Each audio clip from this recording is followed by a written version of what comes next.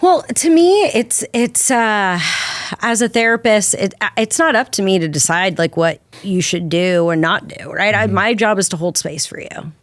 And to me, my job is to hold a mirror up and go, okay, this is what I'm seeing. You like it, not like it, want to do something about it. And if they're like, yeah, I want to do something about it, I always jokingly say, like, we're on a journey together, we're walking a path together, and I kick a rock in front of you, and the person goes, oh my gosh, there's a rock there. I'm like, you found that? Pick it up. Let's see what's on there. So it's not up to me to decide if you should do that or not do that, right? But it is going to lead you down a certain path. And if every time you don't like what somebody has to say, you go, oh, I know my worth, I'm out of here, might be kind of lonely. Because at the end of the day, a part of a long-standing relationship is working through hard shit. Welcome to Broken Perspective Podcast, where we challenge beliefs, learn from others, and aim to be better people. I'm Colby. And I'm Jeff. Today we're going to be discussing the ups and downs of modern relationships. Our guest today is Danielle Riele, a licensed therapist who helps couples navigate the issues that quietly destroy relationships. Communication breakdowns, growing apart, intimacy struggles, trust issues, and the stress of everyday life. If you've ever wondered what separates couples who make it from those who don't, this episode is for you. Danielle, welcome to the show. Thanks for having me. Yeah, glad you're here. Thank you. Daigle, what are we drinking today? Ooh, I thought today would be a great day for this episode to break out Dust Bowl's Therapist. Therapist? Dust Bowl Therapist. Bro, how did you find a beer named Therapist? Well, I saw it and I thought it was a must get for today's episode. So. This is awesome. All right. So Danielle, we have a tradition with the show where we try to crack open a new beer from different local areas to kind of shout out the local breweries in town or just try something different. Keep the show interesting. Okay. And we pour it and we do a terrible job every single time of the pour, except for Dave Bass, who crushed it. I think we're getting better though. I'll take my Alani energy drink with you. I was going to say, what are you drinking over there? Yes, it's right. Alani energy drink. Yeah. A pink slush. Did you try it yet? Not yet. Well, tell us what you think. Mm-hmm. Yay or nay? I like it. Awesome. Yes. She likes it. Cheers. Cheers. Thank you for having me. Get over here. Do my reach, go gadget arm. Let me try this real quick. All right, good stuff. Ooh, that's tasty. Okay, well, first and foremost, thank you so much for coming on the show. Yes, thanks for having me. Come and hang out with us. Yeah. So before we get started, I definitely want to, maybe even before the first question, if you can maybe just share with us a little bit about your background, how you ended up doing what you're doing now. Yeah, good question. I always half jokingly say that I've been a therapist since I was a little kid. I just get paid to do it now. So to me, most therapists start at a young age. We don't come from an easy background per se. I thought I wanted to be an attorney and took one psych class in my first semester of college and decided the rest was history. So I have my undergrad from San Francisco State in psych, and then I went to the University of San Francisco for my master's degree in counseling psychology. I also teach there occasionally as an adjunct professor, and then I've had my private practice for 11 years now. So, and been practicing as a therapist for 16 years. So a lot of people don't know after you get your master's degree, you need 3,000 hours of client time, and then you have 2 state exams, and then you become licensed. So usually takes 4 to 5 years. So that first 5 years was working towards the licensure. So it's been 16 years total. Excellent. What would you say your expertise is? I like to say my pocket is people pleasers and couples. And so within the realm of people pleasers, there's a lot of helping the helpers.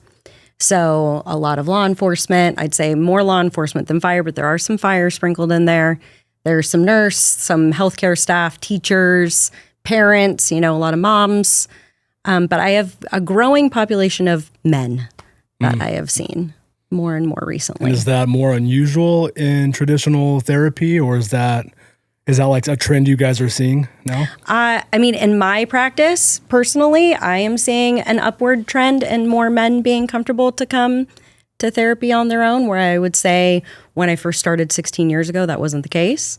So it's a positive, I would say, overall. And like I said, I've worked with couples the whole 16 years as well. So do you think that social media maybe plays a role in more men seeing guys open up? And do you think that's maybe adding to the reason why you're seeing more men come get help? Yeah, I think it's more normalized now, right? Where it's more normalized, where it's okay to not be okay. It's okay to get help. It's okay to say, I'm going to therapy. Whereas I would say even 5-10 years ago that it wasn't. It was definitely a trend where if you went, it was almost like prohibition style, like backdoor knock, like don't let anyone know I'm here. Whereas now it's like, I go to therapy and it's helpful for me, and I don't know why I didn't start sooner. And so it's definitely changed for the positive. Well, your expertise is why we asked you to be here. Do you want to give a disclaimer real quick? Oh, yes, thank you. So my disclaimer, just to appease my own anxiety, is that this isn't therapy. I'm not your therapist, and this is not a substitute for therapy. So love it. For entertainment purposes only. Yes, please. I am a human that happens to work as a therapist. Awesome. So what would you say, maybe even with your current group that you work with, or I would imagine in your line of work, you guys have a lot of discussions with colleagues and you guys share information and trends. What are some of the trends that maybe you guys are seeing in modern relationships when it comes to, just couples? I think in general, there is a lot of trust challenges. I would say in general, probably 95% of people come in and say they have communication issues. So I'd say, again, 9 times out of 10. I like to let people know that I see it as like an iceberg, whereas like the tip of the iceberg is what you see, right? And what you see is we're arguing or we're not getting along or our arguments have gotten worse, when in reality, it's the massive piece underneath. Like the things unsaid? It's the things that you don't really realize that are contributing to the arguments. Okay. And I would say more often than not, it's trust. And it's not trust in the sense of somebody is being unfaithful. It's trust in the sense of like a slow erosion of trust. My brain speaks in metaphors, so buckle up for that ride. I like to think of it as like if we lived on the coast and we parked our car near the ocean, you're supposed to hose it off, right? Like the salt is going to erode at it. But if you just kind of do it every once in a while, then you kind of forget, then you have this rust bucket that you're like, shit, I have to deal with that now. Right? And that's kind of how I see trust. If we don't tend to it regularly, if we aren't vulnerable, if we're not checking in, then there's kind of a slow erosion that can start to happen. Would you say there's a certain personality type that you tend to see these trust issues happen more with in a relationship? Like, just this is my own kind of experience or thought process, so tell me if I'm wrong, but I would imagine people who are more passive aggressive and don't like confrontation and bringing up the quote unquote elephant in the room, those sort of personality types might have a difficult time expressing the way they feel, which can maybe lead to those trust issues because they would rather just kind of be dismissive of it or be passive and not ever address it until it becomes something really big, right? What are your thoughts on that? Yeah. So what you're essentially describing is avoidant attachment style is what we would say. Okay. And so to give like a quick little background of that, like there is an attachment theory where 0 to 5 years old is when we form our attachments. Think of us as like a brand new computer and our caregivers are the download of the software.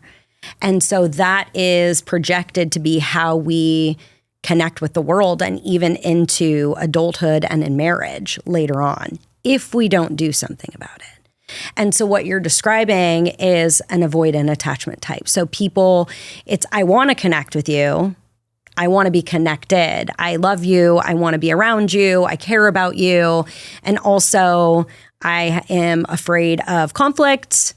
I am afraid of creating a bigger issue. I'm afraid of abandonment. And so I'd rather just, I'm going to say, keep the peace and just not bring it up. And then, like you said, or like we're talking about with the car, it just erodes and then it gets pretty bad. Yeah. Now, do you find that to be true, that relation or that personality style, or are there other ones that also contribute to those sort of like erosion issues?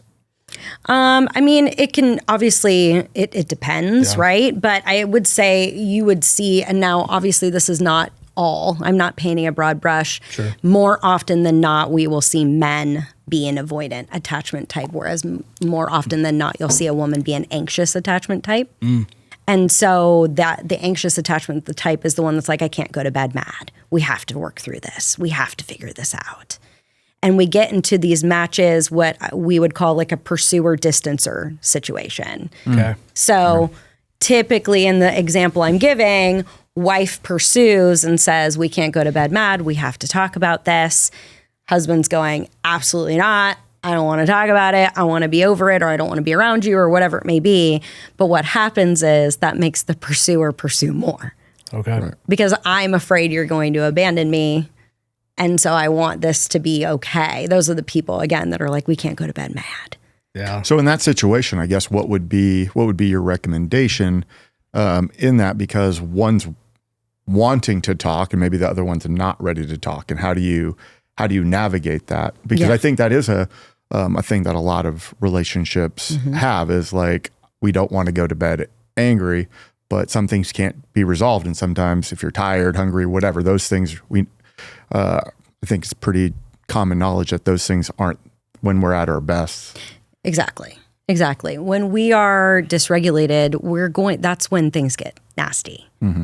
And then what tends to happen is we come back and we start apologizing for how we behaved in the argument. And so the actual issue never gets addressed. Right. And so in those moments, for one, it's absolutely okay to go to bed mad. I know there's probably lots of ladies out there that are going to be pissed about that, and that's okay. It's all right. It's allowed. You don't sleep very well. You don't. But I mean, even if you're like, well, I'm sorry. Well, me too. Like, you're still not going to bed happy, right? That's the best way to apologize. Oh, I'm sorry. Yeah, I love you anyway. Good night. And we're not.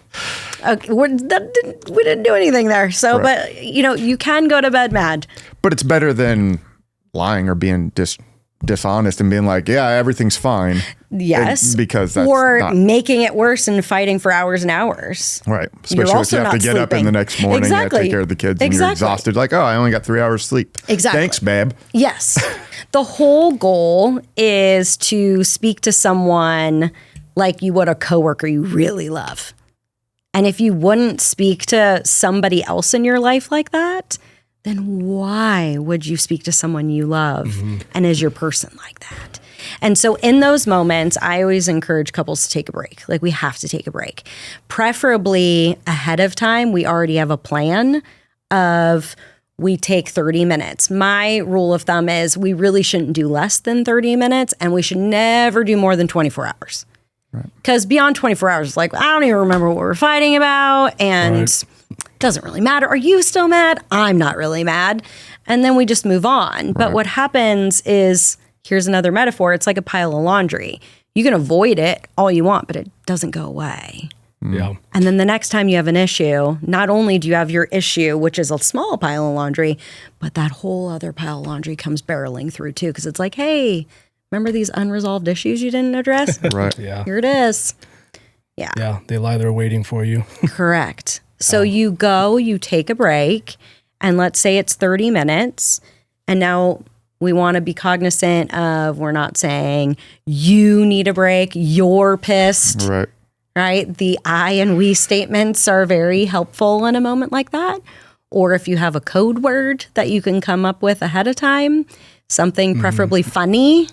Well, it's a good... Bring some humor. 30 minutes is a good time to formulate a good argument. Well, yes. So, yeah, it I was can going to be. say, like, Yes. That's just to apply. That's just going to be that could time. be bad, too. Like, if you're like, oh, I got 30 minutes, I'm going to come up with some really good points when we get back together here. Yeah. Yes. So I love that you brought that up, because I actually have an online couples course, and it's all about communication tips and tricks for couples. And in that, I have a Venn diagram And in that Venn diagram, it's what you're supposed to use when you take a break. And what I ask you to do is on one circle, what is my partner actually asking for? And whether you're thinking about it, preferably you're writing it down, because to me, when we get something out, it's a release. And that is incredibly helpful, even journaling. Then the other circle is like, what was I actually asking for? And so with that, it's not about the laundry. Mm-hmm. I was asking you to see that I'm struggling with my mental load and that I need your help. That's what I was actually asking for. Yeah. But what often gets seen is like, you just complain to me about the laundry over and over again. It's not about the laundry. Just like it's not about the nail, right? You've seen that video? Yes. Yeah. But I think what you brought up is advice I would give when I was training young officers. And it seems like, and even when all the domestic violence calls that we have to go to as law enforcement, it's really just understanding, like, don't call them out of their name. Like, just don't call your spouse or your girlfriend or your boyfriend. Don't call them out. Like, when you start calling them a bad name, then the fight goes to that. Yes. And so it's like you're taking away from the actual argument that you're handling. It becomes personal, and people get more emotional with that. Right. I can't believe you called me that. And then it's like, we're not even talking about the same thing anymore. So it's like a snowball. You're adding more to the issue that we're like, me and my wife do it all the time when we start, having these little, and it's very rare. We actually have a really, really great relationship. I think I'm very fortunate because we both communicate openly. We've always been that way. Like, we're just like, we call things out. That's helpful. We're not passive. So it works for us, but like, I forgot what I was going with that, but don't calling it by a bad name or something. Yeah. When we get in these like bickering arguments, sometimes I'll start to notice, or she will, like, we're starting to get off topic. And it's kind of like, you got to almost do like a tactical timeout and say like, wait a minute, what are we even arguing about again? Let's get back to that. Yes. Because we're starting to go down a tangent that like is not even helpful or relevant to what we started with. So yeah, I think it's important to recognize that. Yes. And I think as human beings, we have those basic needs of food, shelter, water, clothing, right? As a therapist, in my opinion, a basic need is to be seen and connected. Like, as human beings, we want to be connected with other human beings. And within that connection is to truly be seen, like, understand me. It's the whole idea that the word intimacy is into me see. Oh. If you break it down. Clever. I like that. I didn't coin it, but I learned it. Yes. Well, we heard it from you. Yes. Yeah. There you go. There you go. But it's the whole idea of like vulnerability, right? And but we have to have a safe environment to do that. Yeah. I like to tell people, like, if someone's coming up to me like this, I don't know why we're doing that, but I'm going to do it too. I got to stay ready, right? I don't want to get punched in the face. But if someone's coming up to you like this, not like this, we're more than likely going to drop the fist too. Yeah. But somebody's got to change the dance. And that person that puts themselves out there in that way, that's hard. It's hard to do, especially when you've been together a while. A lot of times there's a certain dance we do. Right. So the middle of that Venn diagram of that circular piece of like, what are they actually asking for? What am I actually asking for? In the middle is, what, if anything, could I have done differently? Right. So we can come back and say, hey, like, I could have stayed on topic there. Yeah. Or I feel like my tone changed. Or my facial expression, I know. Maybe my tone was cool, but my facial expression looked like I was mad. I get in so much trouble for my face. I don't know what Yours it is. Is the face. You gotta fix your face. It's tough because you can't fix it. It's like, it's the only face I got. For me, what do you want me to do with this? For me, it's the classic. It's not what you said, it's how you said it. Right. And I get it. Like, even from my law enforcement background, your tone of voice is so important. And I don't know, I struggle with it though. A lot of times I'm just like, this is like my smart ass coming out. Like, usually when she brings something like that up, I'm usually like, well, I'm sorry you interpreted the way I said it that way. But it's like, I don't know how else to say it. Like, that's just me. Like, you might as well just say, calm down. That works. Relax. Works every time. Never in the history, right? Have I ever seen anyone go, okay, yep, calming down. Think of that. Calming down. Yeah. Yeah. In those moments, we want to say something along the lines of, that wasn't my intention. Yeah. Right. But facial expression, tone, body language can make a massive difference in how we perceive a message coming through. If I go like this and go, I don't know what you're talking about, I didn't do that, versus like, tell me more. Right. I didn't interpret it that way. Curiosity is very helpful. Yeah, I agree. I think the problem is, I think this is my perspective, but like a lot of people, when you get in relationships, you're still pretty young, and like what you're describing is a life skill that really comes with time. And you don't really learn those skills of the body language and your tone of voice and the importance that that has until you've probably just dealt with society for some time, unless you were obviously brought up in a home where maybe your parents really were good at that. Yes. Well, I mean, I tell my boys, let's try that again. Mm-hmm. Let's try that again. I have 3 boys that are going to be somebody's husband someday. And it's important to me as the mom, right? I can't teach you how to be a man. I'm not a man, but I can teach you how to treat a woman. Say, I hear you. You're upset. And let's try that again a little differently. And they'll be pissed and go, can you please not do that? I'm like, yes, I can. Yes, I can. Thank you. Mm-hmm. Yeah, but it's so important to instill that though, and like teach that. Yeah, sure. I think so. Well, and going to kind of what we were talking about earlier is one of the things my wife and I like to do, and we've probably only done it a few times over the course of the 27 years we've been together, is we'll go out on a date, and usually during the date, it's like, how am I doing as a husband? Love it.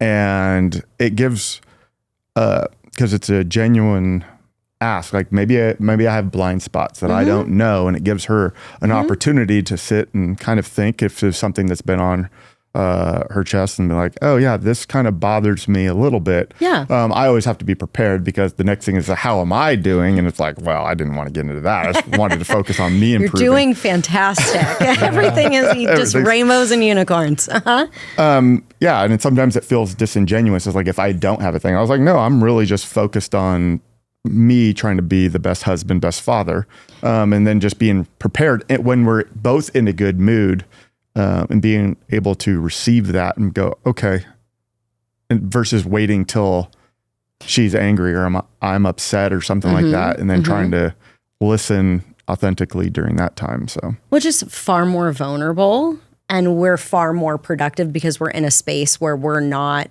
emotionally elevated or dysregulated, right? And so we can say, like, I'm more open to hearing this. And I think that that's incredibly helpful, especially if you're going to be in a monogamous relationship the rest of your life. This is the one relationship in our lives. There's a woman named Esther Perel who has a book called Mating in Captivity. And in one of those pieces, she talks about how this is the one relationship in our life where this person fulfills so many roles. Like, your mom's your mom, your brother's your brother, your son's your son, your friend's your friend, right? But this person is a confidant, a co-parent, a life manager alongside of you, your lover, your friend, your life partner, right? They fulfill all these different roles in your life.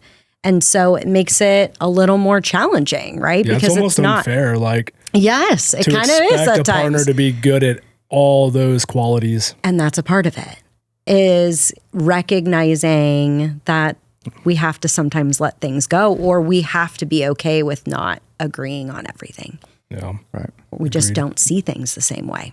And having the respect to understand that they're going to see things differently. Like, my wife is going to view things differently than I view things, and having, like, she'll respect my opinion when talking about raising our boys. And maybe she's like, well, that's not the way I think. It's like, well, it's because you think like a mom, and my job is to raise them be like a dad. Yes. So with, kind of common modern society where I think women are taking on a bigger role of being breadwinners, but also trying to take on like single mom child raising. How do you think, because we've come across like, not to be derogatory, but kind of docile men. And that just, okay, whatever mom says, that's what we're doing. And we see it sometimes have a negative effect on boys. Do you have any thoughts on that?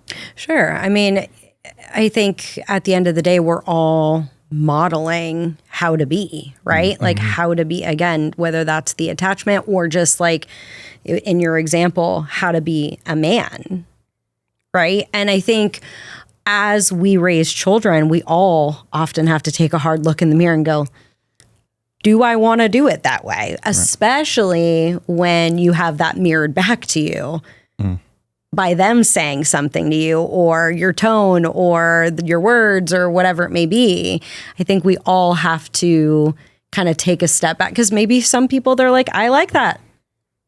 Maybe they're like, I want my husband to be more passive or whatever it may be, and let me make the decisions. And if that's how you choose to roll, then that's how you choose to roll. But I think that, again, when we're parents specifically, there are people, littler people watching you, and we all often have to take a hard look in the mirror of like, ooh, okay, I'm doing that. Do I want that to continue for future generations, or do I not? And I'd say when we say I don't, that's the path of most resistance, because that requires taking a look in the mirror, often seeing where it came from, because more than likely you didn't just pick it up last week. Right. Probably came from childhood or what was modeled to you. And then having to do that heavier work can be hard. Yeah.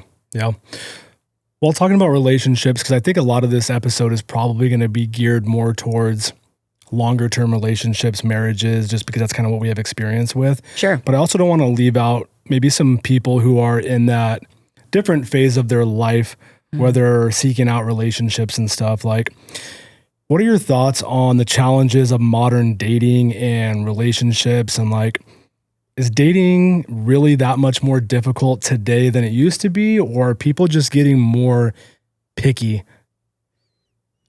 Yeah, I think dating right now is rough. Put it this way, I wouldn't want to. It doesn't sound great. It doesn't sound great. Right? I've been with my husband for 20 years. We've been married for 15, and I'm down with that. Sounds good to me. It seems rough. I mean, I think that we live in a world now where we are way more brave behind a screen. So it's very easy to swipe, right? Yeah. Right. And just to go, and we're so quick with it, right? It's like a snapshot of something or someone, and we're quick to go, nah. And then from there, it's just, there's like a series of challenges, right? It's not really organic as if you met someone out in the wild, right? Of just like starting conversation and things like that.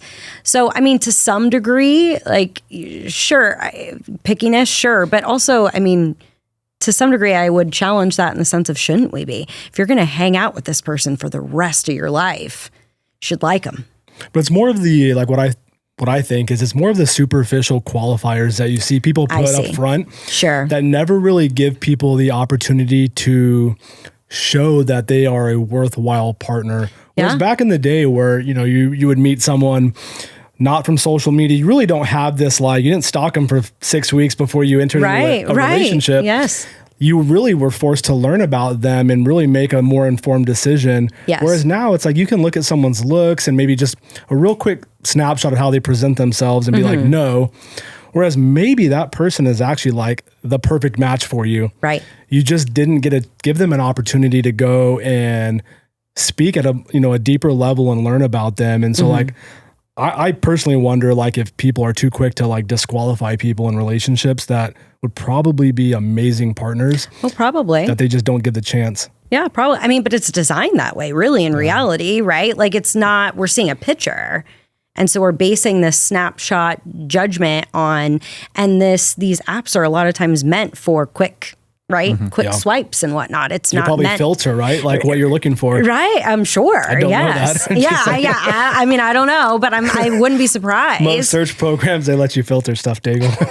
Like that. It's not designed to look at the profile, right? It doesn't say like what might be of really great benefit if you saw what someone had to say first. But you'd be bored. You wouldn't want to read a freaking autobiography on somebody before you go on a date. You're just right. It's designed that way for a reason, right? Yes. So yeah, in that sense, yes. And I think it's that way by design. I like to tell people who are dating, put it all out there.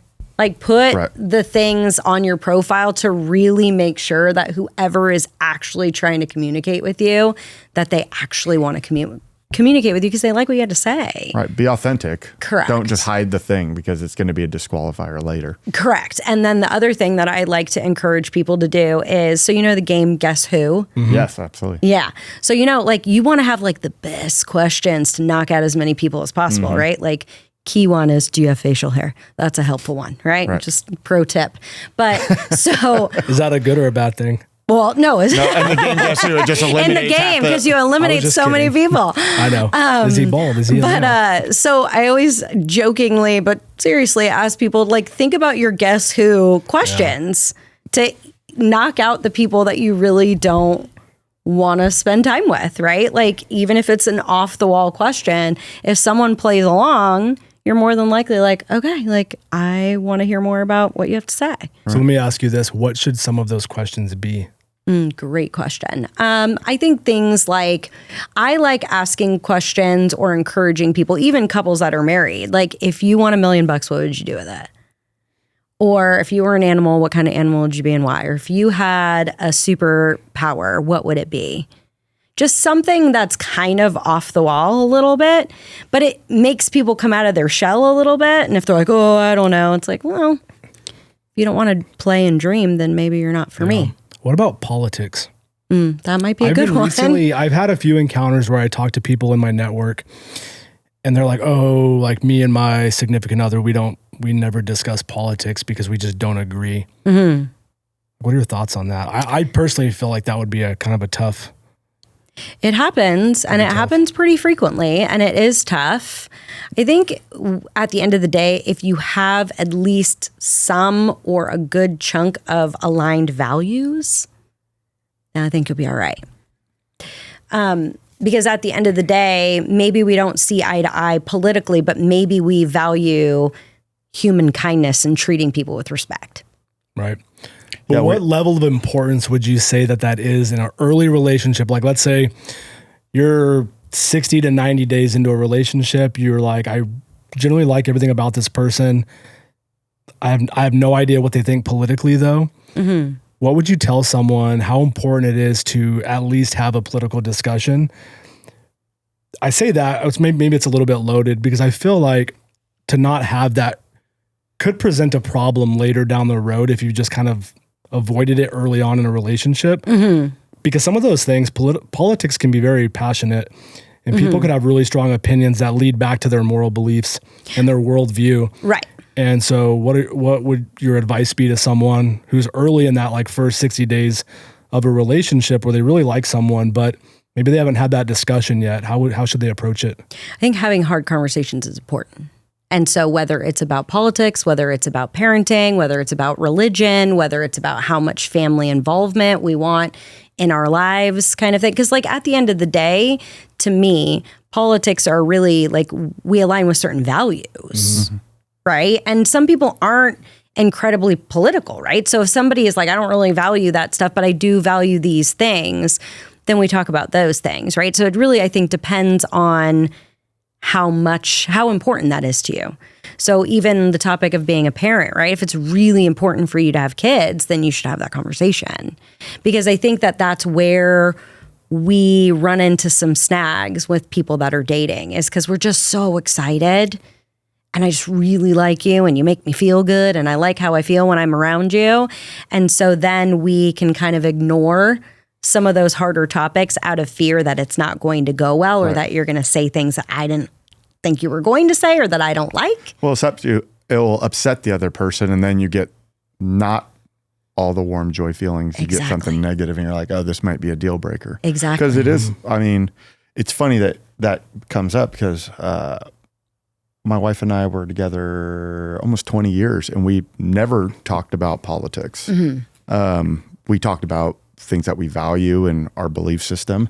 And it was funny, like we just it was just one event. We were like, hey, what do you, are you happy about this? Not happy? And again, it was the first time we'd ever talked about politics, and we were together 20 years. So it can work, but I think what you're describing is like what she said. You speak about the values and things that are maybe related to politics, but not the actual correct who you're talking voting points for that you hear about. We never asked who we were voting for or anything like that. Yeah, it's funny because me and my wife, so we started dating when I was 17 and we're 38 and 39 now. So we've been together for a long time. Like, which I think is rare for our age group. Yes. You know? But I remember like, I didn't grow up in a political household. I grew up with a single mom who was a house cleaner, bad education, worked hard.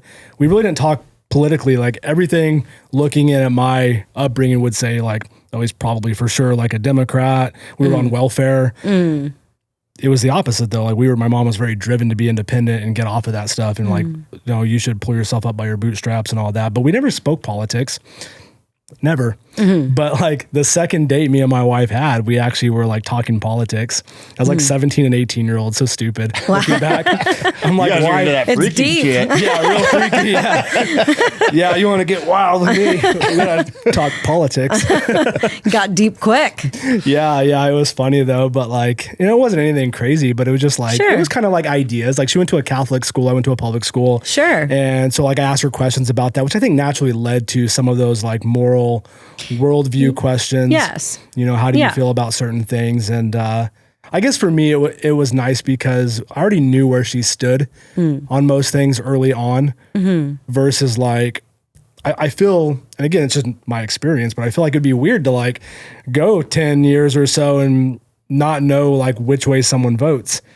Sure. Like to me, that is like, that's crazy. Like, what if it was wildly different? Like, because some topics can be really important. Right. Well, when we first started dating, I don't think the sides were so far apart, and now they're very divisive. And I mean, they were usually kind of arguing about something simplistic. Now your staple ideas. Now it's and now it's a little bit going too far. But your expertise are marriages and relationships. So getting into like marriages, if things aren't going well, I guess would be your advice to kind of start the trend of getting back on track?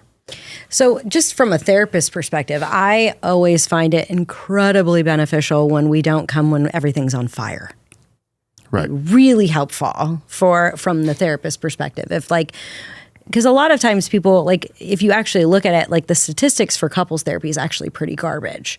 And a lot of times it's because people come when they're like 1 foot out the door and just want to check a box. Well, we went to therapy and it didn't work, right? Whereas if you would have come maybe a couple years before, there may have been a chance. So I think what I like to tell people, I need 2 things from you. I need the willingness to try and the want to be here. And if I have those 2 things, like, I feel like we can get through almost anything. And you have to have it from both parties. Correct. Because sometimes I feel like people are like, we're on the last limb. And it's like, okay, let's go. And one person's like, I'm okay. I guess like, you're the one with the issue. Why don't you go? Right. Yeah. So if we call that not the identified patient. Yeah. So a lot of times you see that more in family therapy. Like there's 4 of us here. We're just here because Johnny is the bad one. We're all cool. We're here because of Johnny. So same thing for couples. Like I'm just here because she wants me to be here. Do you see that a lot? Sometimes. Yeah. I mean, I feel like it's less so now. Okay. I feel like now it's a little bit more like I'm begrudgingly here, but I'm here. Whereas I'd say, let's say 5 years ago, definitely 10 years ago, it was like, I'm here because she's forcing me to be here essentially, or because this is my last straw or this is my last ditch effort kind of thing. Whereas I feel like now there may be a hint of begrudging to be there because it's hard work. But I think there's more buy-in now. I hear less and less of, I don't believe in therapy. That was always my favorite thing that people would say, as if I was like some sort of psychic. Like, okay. Yeah. Well, that's encouraging. Yeah. Are you on social media I am. fairly regularly? Yes. Okay, so is there any advice that you're seeing thrown around out there for couples that is actually like, when you see it, like what are the things you see non-therapists throw out there, influencers, girlfriends, boyfriends, whatever? What are some of the trends that you're seeing thrown out there that is actually pretty terrible advice? I think just somebody who doesn't have the experience is, although you may have experienced it yourself as a human being, that is very different than going through years of education and years of doing therapy work. You know, while therapists do that 3,000 hours, they're supervised. So you have to meet with a supervisor every single week to discuss all of your cases, to go, what am I doing? How am I doing it? And I loved the placement I was at because we did a double-sided mirror also. So I'd have my supervisor in my ear, and all of my colleagues were on the other side of a mirror that they would be watching me do therapy. And so, like, no pressure. Yeah, that's pretty cool though. I'm a baby therapist and you're watching me do this, and she's in my ear and whatnot. And you do it for 6 weeks. And the client got it for free because, you know, it's learning. But it was really, really helpful because really in reality, nobody knows what I'm doing in there except for the person who's on the other side of the room. Right. And so they're the judge and jury, if you will. But to circle back, anybody who doesn't have that background, I am very hesitant to listen to their advice. I wouldn't listen to some random person who's like, well, I know this thing about, I don't know, some sort of eczema, let's say, but I'm not a doctor. So Wait a you should minute. listen to me. So you're telling me that because Colby and I are the best husbands that have ever existed on this earth, that we're not subject matter experts on giving marital advice? I'm not to that sure. degree though. Like I always think like, look at people's track records and their patterns, and like, is that someone you should take advice from? Like maybe someone who has even a therapist, right? Like, yes. I mean, obviously you guys see a wide variety, so of course that's like the go-to. But what if you have a trusted friend that has been in a relationship for a really long time? Like, maybe they could be great for advice because they obviously are doing something right. Yeah. Now their relationship dynamics could look very different. Right. But maybe they are a go-to person. But back to the social media thing, like you see a lot of this nowadays. It's like, know your worth, don't settle, that kind of stuff. Mm-hmm. And that I kind of find to be a little bit like dangerous for them to put information out there, because it's so easy to just be like, the second you don't like something, it's like, oh, like, I'm not going to settle, know my worth. Like that kind of mentality, I think can be really limiting to someone's success in a relationship. Definitely. Like, so what are your thoughts on when you see that kind of language on social media? Like, does it irritate you as a therapist? Is it? Well, to me, it's as a therapist, it's not up to me to decide like what you should do or not do, right? My job is to hold space for you. And to me, my job is to hold a mirror up and go, okay, this is what I'm seeing. You like it, not like it, want to do something about it. And if they're like, yeah, I want to do something about it, I always jokingly say, like, we're on a journey together, we're walking a path together, and I kick a rock in front of you, and the person goes, oh my gosh, there's a rock there. I'm like, you found that? Pick it up. Let's see what's on there. So it's not up to me to decide if you should do that or not do that, right? But it is going to lead you down a certain path. And if every time you don't like what somebody has to say, you go, oh, I know my worth, I'm out of here, might be kind of lonely. Because at the end of the day, a part of a long-standing relationship is working through hard shit. Right. So I think you've probably heard from couples or something that they've grown apart or fallen out of love. What are your, is that a real thing, or what is, definitely, what's your advice for a couple that comes in and says that? It happens a lot. It happens a lot. And that's when we go, oh, your car is fully rusted right now. That's a lot of times like where that's at. And a lot of times it's that midlife space where you tend to see it. So kind of where we're all at, right? And so a lot of times, we're in the thick of like children a lot of times, or careers, But we're not in that new phase of like having babies or getting married or buying your first house. Like it's the thick of getting kids to soccer or baseball or dance or helping them with their homework or your parents are visiting or whatever it may be. It's just it's very busy phase of life. And what tends to happen is, for one, we grow as people, as we should. We're ever evolving human beings. And then for two, we don't continuously check in and connect with one another, which in my opinion should happen every single day. Every single day. Mm. And it's not the how was your day? Good. How was your day? Good. It's tell me something on a scale of 1 to 10, how good do you feel today? 10 being I feel phenomenal, 1 feeling I'm garbage. Tell me more about that. Or there's a wonderful woman named Brene Brown, and she has a great video. It's really short on marriage isn't 50-50. Sometimes somebody comes and they're like, I got 10%. I am depleted. But she kind of suggests that if you're under 50% collectively, we have a plan in place. But again, we have to know that. Right. We have to tell one another that. So curiosity and vulnerability are often what flies out the window when we're in the thick of life together. And so we kind of go like this, and we can go back like this, but we do that over and over and over again as long-standing relationships. But we have to remember to come back and do that and meet one another where we are. So is that the same advice you'd give for like couples that are kind of in that the guy's going through his midlife crisis and the wife may be going through her premenopause phase? Mm-hmm. So I don't think that's talked about enough, but I think it's an important thing that sneaks up on couples that have been together a long time. So what are your thoughts on that? Yeah, I think, again, curiosity and vulnerability. Mm. Like if I had to nail it down to a couple things, that's what I would say. Because, and just holding space, really, in reality. Like we're in the thick of it. I think when you get to a certain phase in life, when people have midlife crisis, it's this realization of like, oh, I can't go back.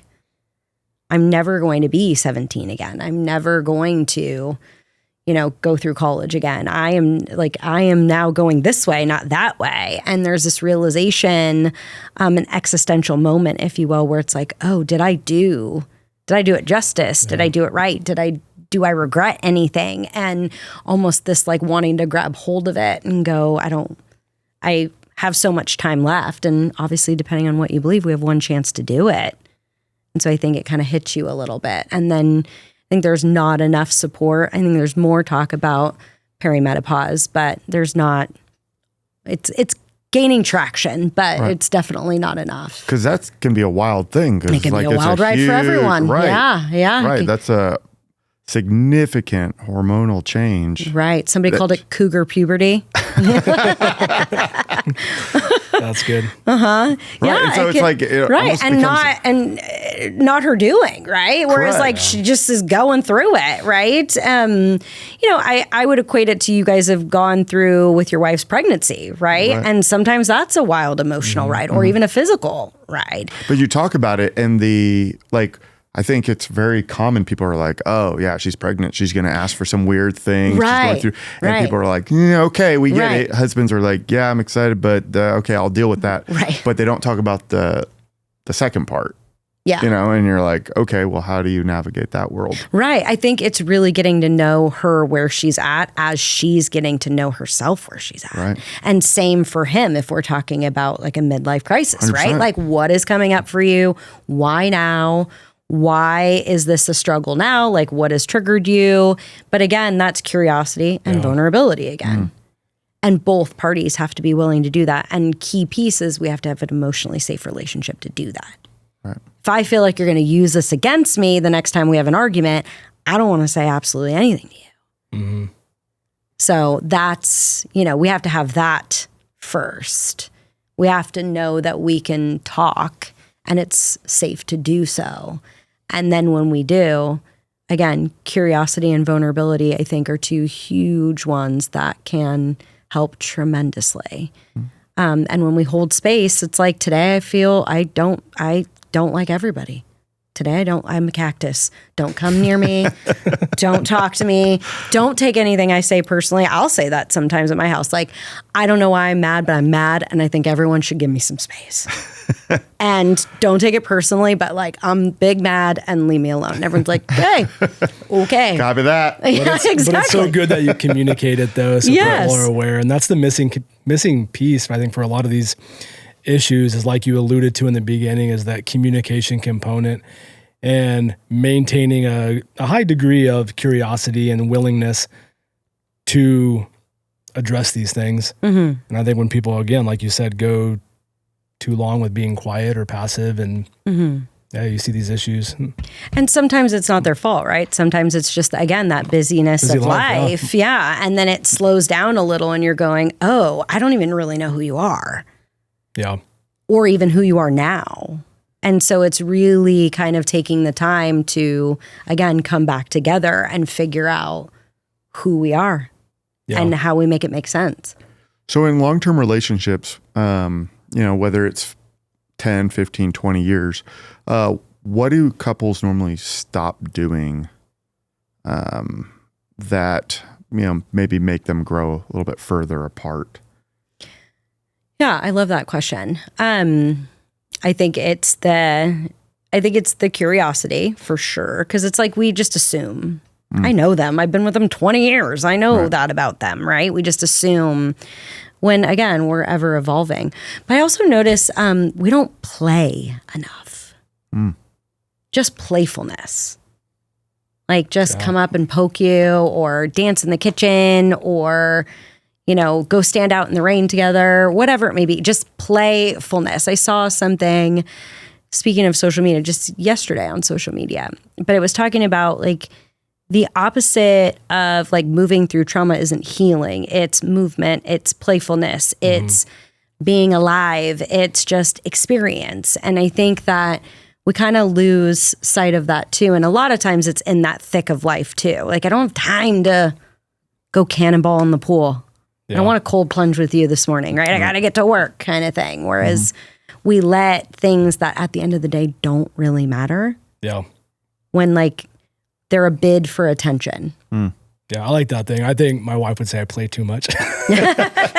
I'm such a teaser. But I think that's what brings humor to our relationship. Yes. Is I'm really good about it's hard. Me and my wife both, we really rarely get mad. And I think the biggest thing is we laugh at everything and we still have that ability. I never let it go.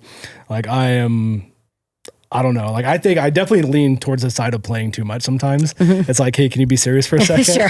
Which is funny because I think a lot of people just look at me in general. They don't know me and they're like, oh, that guy's kind of serious. And I'm like, not at all. Not at all. I think it's funny how people are so different behind their closed doors with their family. Yeah. But I think being playful is definitely helpful. Yeah. It's a part of vulnerability too, right? Yeah. It's, you guys have heard of, and I'm assuming not, but maybe like John and Julie Gottman or the Gottman method. Yeah. Yeah. So they have been researching couples for 50 years. And they have, I want to say it's like over 90% accuracy that they can predict if a couple's going to get divorced within like 15 minutes. Oh, wow. Yeah. And one of the things they talk about is bids for attention and how successful couples answer bids for attention. I want to say it's 80% of the time. And so bids for attention are that playfulness. Bidding for attention. Yeah, I like attention. But it could be anything, right? It could be like, man, it is hot out today. And they talk about how there's 3 different ways we approach it. Either we turn towards, we turn away, or we turn against. So turn towards is what we want. Obviously, yeah, it's so hot. I am sweating everywhere. That's turning towards. I'm engaging with you. Preferably eye contact. My body is turned towards you. Things like that. Turning away is like, yeah, I got to get to work. It's hot every day. It's summertime. That's this like kind of dismissive, like, yeah, like halfway paying attention. And turning against is like, I don't care that it's hot outside. It's hot every day. It's summertime. Right. Yeah. So, and again, when we're so busy and stressed, it's easy to get barky like that. Yeah. That's usually when I throw cushion soccer ball at my wife's face or something, you know, just like look alive. That's your bid for attention. Pay attention. I'm so bad at that. Yeah. But she knows me so well. So like she knows. She's probably good at reflexes at this point, huh? Oh, yeah. Just like, yeah. grab it. But it's funny like having kids now, like having a daughter, because like I have a daughter and a son, but like sometimes I take some of that energy out. It's kind of nice for my wife probably because I take some of it out on the kids now. You know, like the other day, my daughter was walking in the front door and me and my wife were sitting on the couch and like I was holding, what was it? It was, gosh, I forgot what it was.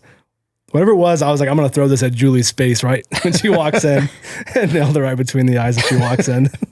But hey. She never stopped talking about it. Yeah, no, she didn't. But my daughter's the spinning image of me personality wise for the most part. She's a little more talkative, but she's got that ornery, like playful kind of teasing. So she can appreciate something thrown at her of like a bid for attention. Yeah, but she'll be dramatic about it, of course.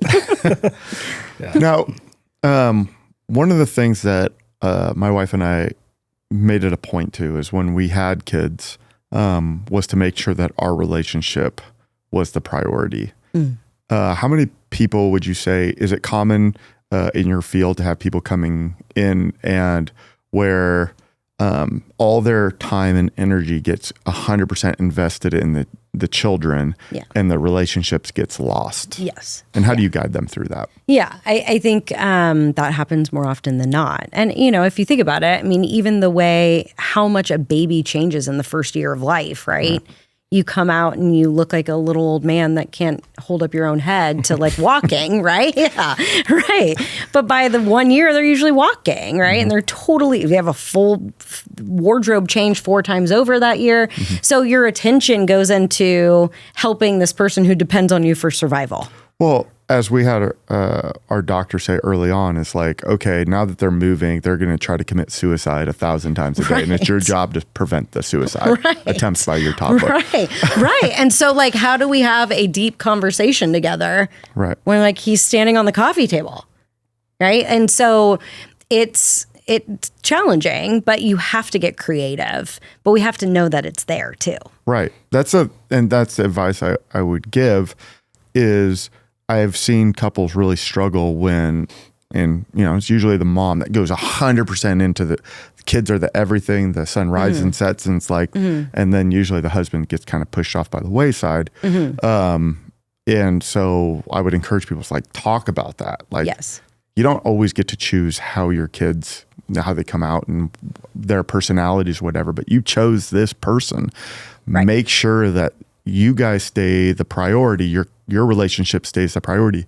The kids will see it and benefit greatly from that. Absolutely.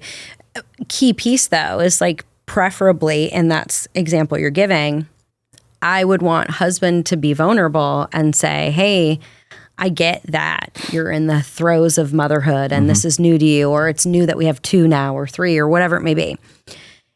And I need you too. And how do we figure that out?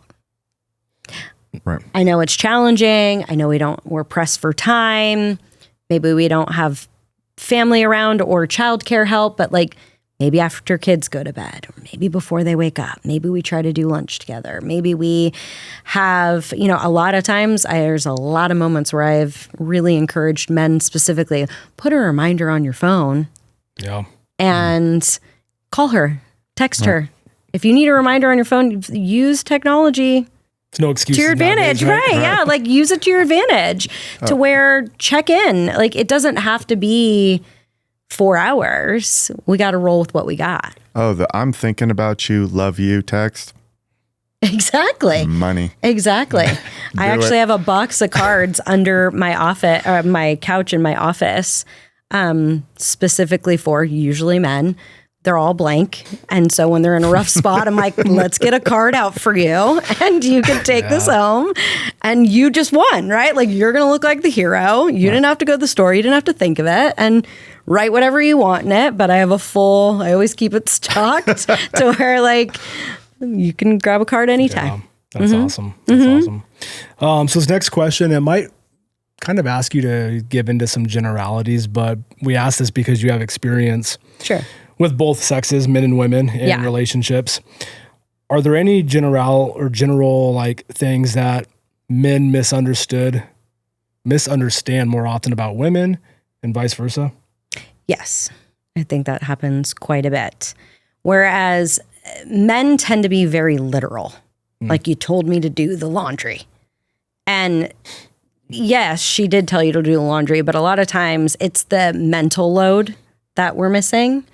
Men often don't see that. Typically, obviously not in every household, women tend to be the ones that hold that mental load of like, okay, I got to make cookies for the teachers for the end of year. And then my mom's got to have this. And then I've got to, set the doctor appointment. And then I've got to sign the field trip permission slip. And I'm, like in my household, I'm the only one that gets the school emails, Same. So shit like that men tend to forget, like, well, you wanted my help and I did the laundry, and or want guidance, like the direct, like the literal, like, do the laundry. Yeah. Whereas she's going, look around, you live here too, find a thing to do. Or that they go to school, or that it's your mom's birthday. What school do they go to? Right. I don't know their teacher. What grade are they in? I can't remember. Yeah, so she's holding that mental load, right? Of like, they're 8. This is their teacher, right? There's that. I see that very commonly. But then for women, it's like, let them. That's a good book. My wife swears by that book now. But it's like, but get out of the way a little bit. Or like, if you're going to die in a certain hill, like, the dishwasher being put together a certain way, then that's your job. But if you really want help and that's not like, it's okay, then let it be what it is. Yeah. Because a lot of times there is this mentality of like, it's just easier to do it myself. When in reality, then we're just stuck in a feedback loop. And we're trying to get out of it. And again, that's where we got to change the dance moves. So I would say those are probably the most common, where men need like that directness. And then women have sometimes a harder time letting go, because by the time they get to therapy, they've been doing this for years. Yeah. Where I've been taking this on for years. And so letting it go and trusting that you're going to do it, and trusting that you're going to do it in your own time too. Yeah. Which, to the most women's point, speaking of my wife, like, she shouldn't have to ask me to do certain things, and I know it, like, sure, because that's a component to that, right? It's like I totally sympathize with what you just said. As far as men, we're very just tell me what to do. Like, not a big deal. I'll probably do it if you just told me.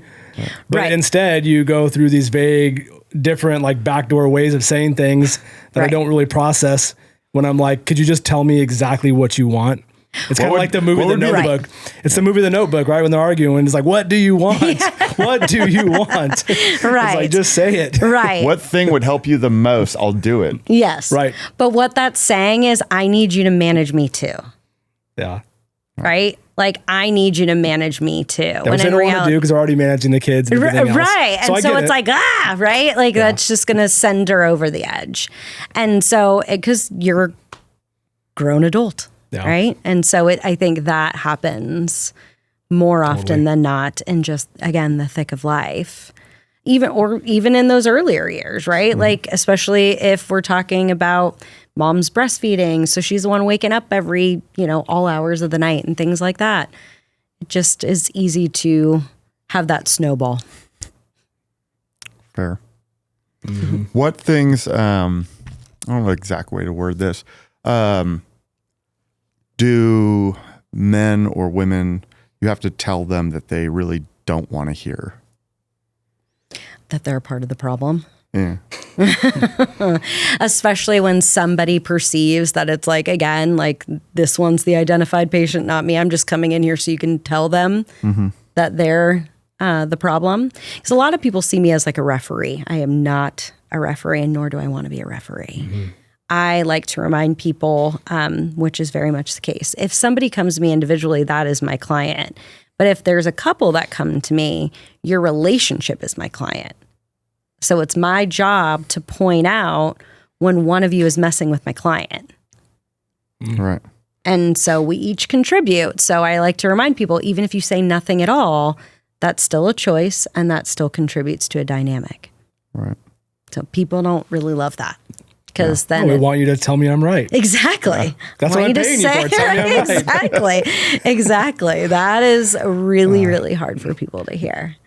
Do you have a? Go ahead. I was gonna say, do you have a hard time? And this is more of just a personality question. Like, sure.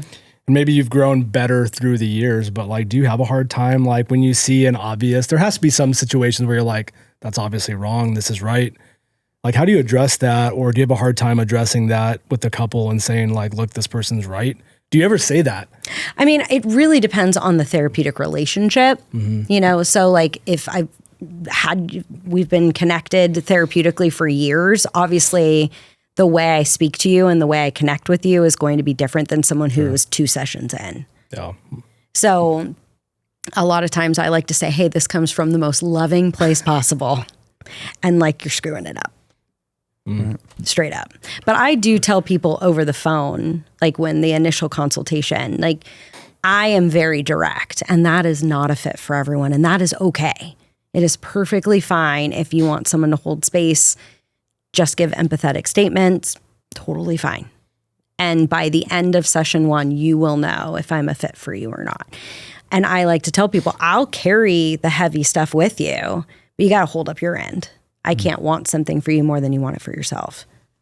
So I am pretty direct, but that is my style. Whereas a lot of therapists, I would say, are not nearly as comfortable in having that type of style. But I think that's why my personality works well with first responders. It's because I'm going to kind of just directly tell you like it is. I'm not going to tippy-toe around it. I'm going to give it to you straight. And I also think the sailor mouth helps too. Yeah.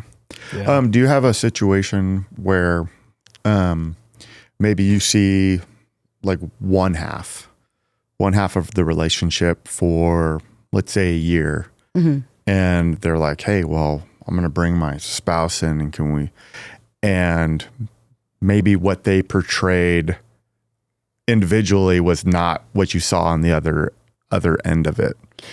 Yeah, a great question.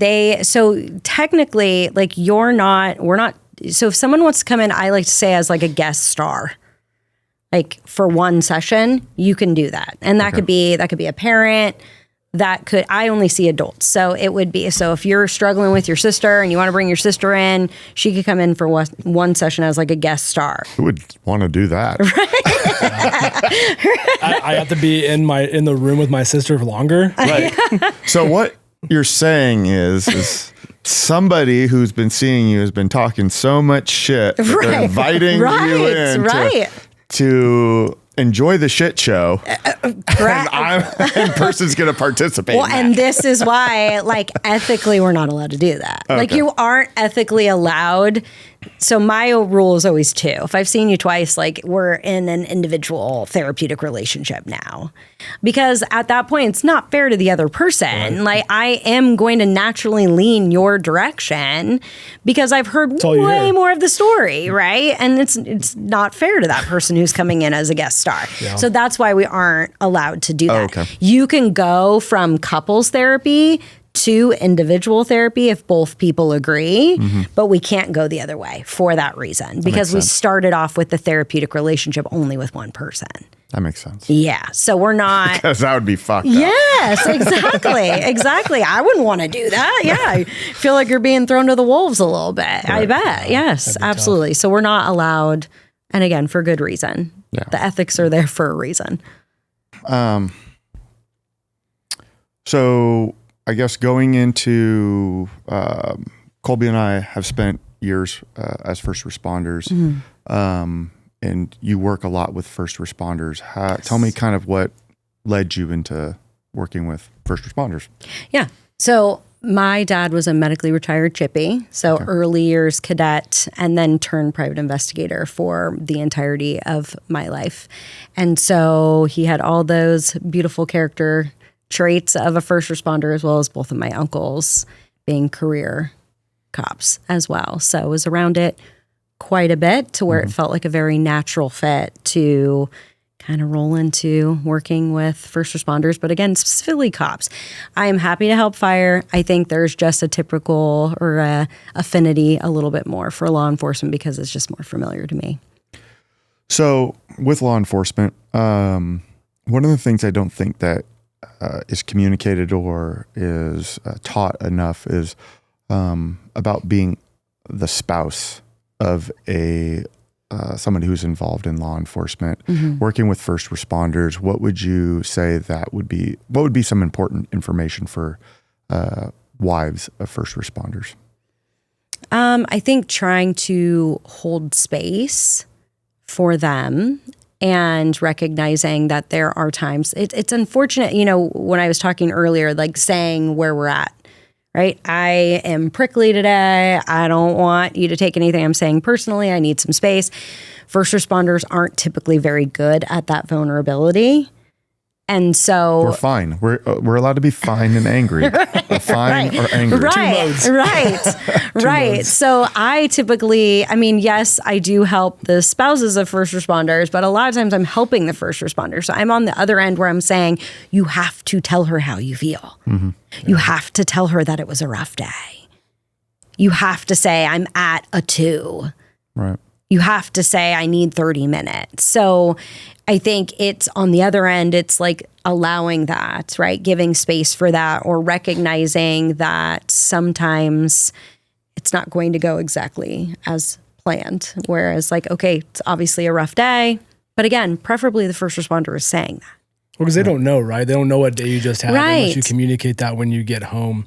Right. Which I get from the first responder side. Sometimes you spent your whole day talking to people and explaining things, and then after this egregious call, you have to go and write a report on it. And everybody wants to know about it, so you have to tell the story 8 times. Yeah, I think that was in my career, that was the hardest part from the first responders' point of view.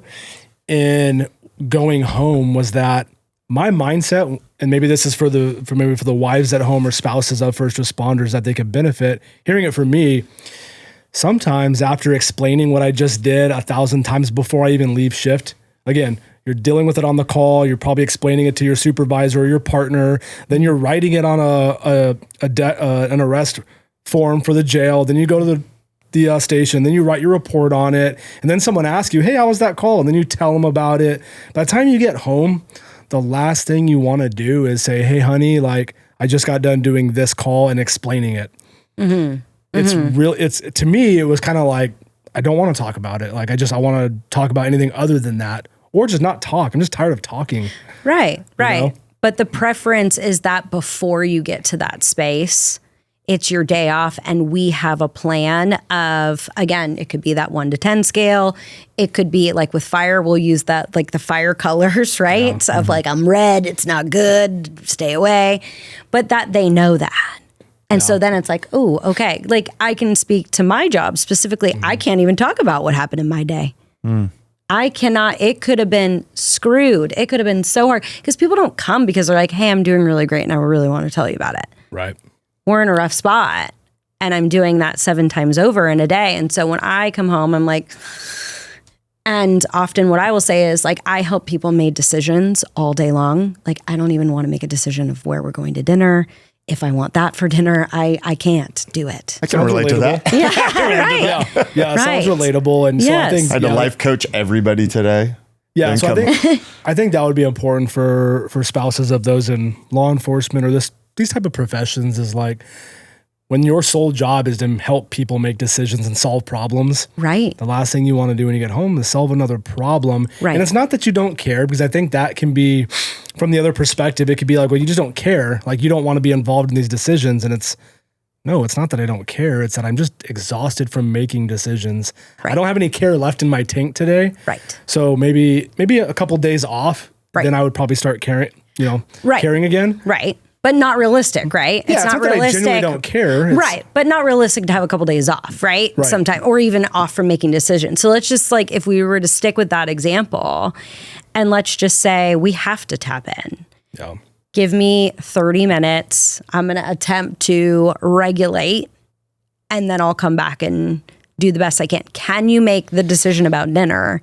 And then I will do the best I can to tap in. Right. Like don't ask me anything the first hour I'm home. Right. Would that be fair? Yes, I think it would be fair. But I also think establishing that ahead of time. Because where we screw it up is we walk in going, oh, I need an hour. I've been helping people solve problems all day. I need time. But it's like you've been gone 12 and a half hours. Right, so now it's like, all right. Now, right. And the saddest part is they're so happy to see you. Right. They're just so excited. Right. They're like, here you are. Right. Been waiting for you to come home. Right. And now I want to shower you with all the love and energy. And it's like, Yes. Yeah. And so think about that as that slow erosion. Good point. Because I don't want to be rejected over and over and over again. So more than likely, I'm going to try less and less and less and less. So is that what you'd say is probably the biggest mistake that first responders make coming home is not bringing, I guess, a positive energy? Or what would you say is another thing that officers could do? It's not even, and you don't need to be positive, right? But just own it. This is a really screwed day and I need some time, or today was okay. And like, this is where I'm at. But again, that vulnerability, I think we tend to not do it. Right. And so, and this career, it's not a career that fosters being vulnerable and sharing your feelings. And so it can be challenging to come off of that. So like therapeutically in my head, you do certain things that change your mindset to help you transition to being at home. So taking a shower and washing the uniform or leaving the uniform at work, or taking a shower and getting on the clothes there and leaving it behind. And imagine when you're in the shower that you're washing away all of those calls, all of the heaviness, getting rid of all of it. Or that's the first thing you do when you walk in the door. You say, hi, I love you. I'm going to be with you in 30 minutes. And you go to your room and you do that exact thing because you'd rather do it at home, not at the station. Or you take a walk in between, or you're listening to this music that you like to listen to. So there's different forms of self-care. There's activating and there's soothing self-care, and knowing the difference and knowing what you need is important too. So if I am just burnt to a crisp and I have nothing left to give, I'm going to want more soothing self-care. And if today was really anxiety provoking, or I am really angry, or I'm frustrated, or I just felt like everything I tried to do, it didn't work, or just different dead ends, or whatever it may be, that's when we want activating self-care. So it's the idea, like if I'm pretty anxious or pissed or frustrated, if you've ever tried to read a book when you're in that space. No. That's a waste of time. Where you're just over and over again reading it, right? And you're like, and it's more frustrating, right? Because I'm trying to give soothing self-care to someone who needs activating self-care. What's an example of activating self-care? So my oldest son plays on a travel baseball team, and they had this pretty solid losing streak that was happening. And you can tell these little boys that are roughly 12 years old were really getting in their head about it. So it's almost like they walked into a game just going, I'm going to lose kind of thing. So I had them all come over. They were doing little boy things, having fun, whatever it may be. And I realized I'm going to tell cops that I had kids throw eggs, but I had them throw some eggs. Good. And we have a big open field where, it's going to decompose, or some animal's going to really enjoy that egg. But I had them write down all the things they wanted to get rid of. So I gave every kid a Sharpie. They got to write down all the mindset stuff. Like the only one I saw was one kid wrote, I haven't hit. I had no hitting streak. And then you imagine that you're putting all that energy into that, and then you toss it and get rid of it. So writing stuff down is really helpful, hence why journaling. A lot of cops are like, really? Really? So I'm like, okay, grab the notepad on your phone, hold down the microphone, just talk. Yeah. Just talk, or just talk out loud, but get it out of your body.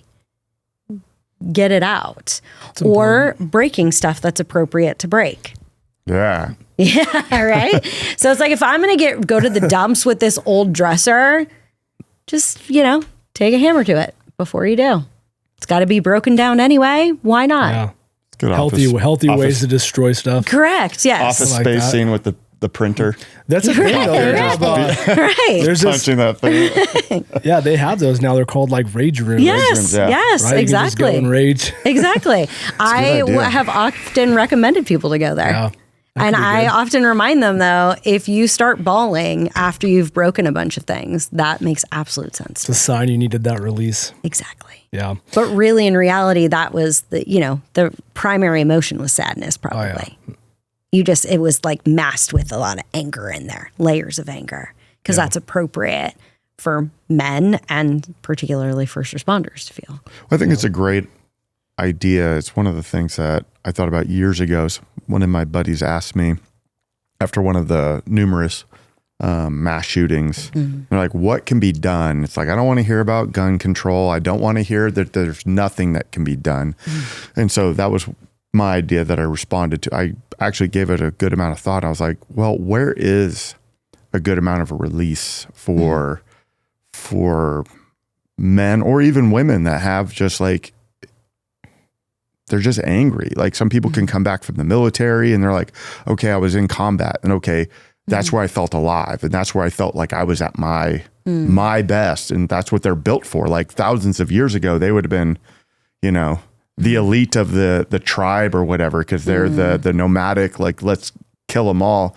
And now they're in society going, oh, everything needs to be nice. It's like in control of everything. Right. It's like, okay, maybe they're 50 years old and they can't fight in the UFC or go into a boxing match. You're like, okay, I'm past that time.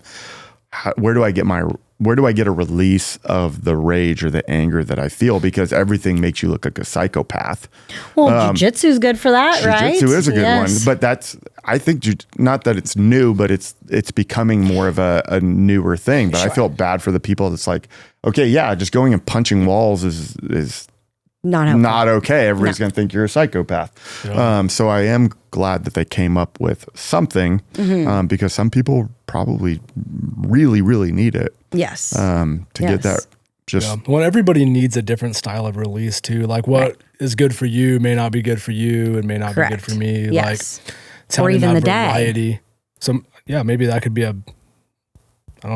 something that people tackle in society a little bit more, is like finding ways to get release from anger, because anger is an emotion that's natural. But when you're like you said, to your point, in society where you're told to suppress these things and be docile, and you should just know better. Like, well, stifling down anger is a dangerous thing because it's like a pressure cooker, where at some point it's got to release.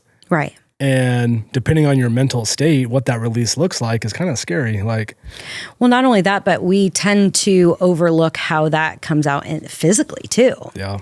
Now you're not sleeping, or you have digestive issues, or you have headaches, or you have muscle tension and things like that, and you're not sure why. You go to the doctor, all the labs say you're fine. A lot of times we're not connecting the two, that your body is holding on to that tension and it needs to be released. And, obviously I want to pay homage to the fact that like trauma work is different than self-care, right? Whereas like if there are, like you did go to combat and things like that, I would probably guess that some trauma work would probably be needed. No amount of eggs is going to really be like, you know what? Like, I'm good now. I wrote some good stuff on that egg before I threw it. Right. That person's threshold for his release is a lot higher than those kids that you were offering the eggs to. Right. I know, a bad hitting streak, man. That's pretty rough. It is rough. Especially when you're 12, that's rough when you're 12. Yeah, exactly. So this next question I'm going to ask, because we are and have been first responders, don't be afraid to be abrasive. Don't be afraid to just call it out. Okay. And you said you're pretty direct. I am. So I would appreciate direct answers. Okay. What are the most common excuses? If you had to categorize, these are straight up excuses that are not acceptable that you hear from cops. When it comes to their relationship issues, what are those excuses? I hear a lot of, I feel like it's common to be like, almost like this is how I am kind of thing. I think that is probably the most common. And also, I don't know that there is, I feel like cops do a really good job at, they're direct too. So they'll take it. And so don't feel like there's as much excuses. By the time you walk into my door, you're ready typically to do the work. You might be a little freaked out because you've never done this before, or this is uncomfortable, or where is this journey going to go? But I think that the only thing that sticks out to me is like, oh, this is how I am. Or there is kind of almost like this is not what men do kind of thing. Yeah. But I do feel like that has changed a lot.